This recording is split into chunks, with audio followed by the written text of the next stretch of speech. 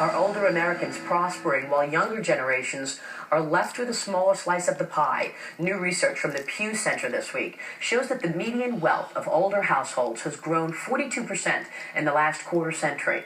In that same time, net worth of households headed by someone 35 and under has declined by 68%. Joining me now is Noreen Malone, the author of a recent New York Magazine cover story on the economic prospects of the millennial generation, called "The Kids Are Actually Sort of All Right." Noreen, good to have you on the program. Thanks for having me. Great piece. We want to really zero in on this because older households are 47 times wealthier than younger 25 years ago.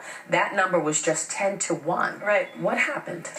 Well, there are a couple things that happened. First of all, a lot of your household wealth comes from your housing assets. Sure. Younger people are not buying homes. They're not able to buy homes. That's one thing that's a piece of the pie. The other piece of the pie is that they are taking on more and more debt to go to college. The average student loan burden for people who graduated last year was somewhere around $25,000, and that's the average. That's not even counting the people who take on $80,000, $100,000, $150,000 worth of debt. What does this mean for 20-somethings' employment and their potential for earnings? It's not great. The average 20-something rate of unemployment is somewhere around 16.7%, which is nearly twice what it is for people over the age of 25. That's a pretty wide gap, and that's not just going to affect them in the short term. If you are unemployed now, you are less likely to be able to get a job in the future. When employers start hiring again, they're going to look at someone fresher out of school for those entry-level jobs. So you're sort of on a lower rung than you might have otherwise been on. So for the youngest workers, how does graduating during a recession impact income?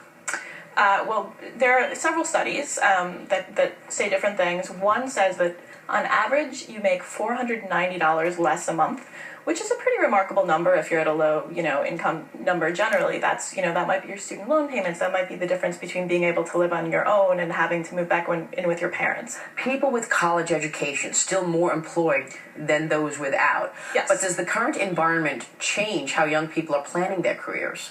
It seems as if the anecdotal evidence suggests that they are. More people are gravitating towards business degrees as opposed to the sort of traditional liberal arts degree where you could, get a degree in English and then maybe find your way into something more lucrative eventually. People are getting very practical from the get-go, or maybe they're studying pharmacy or something where it looks like more of a solid bet. Will your generation be better off than your parents?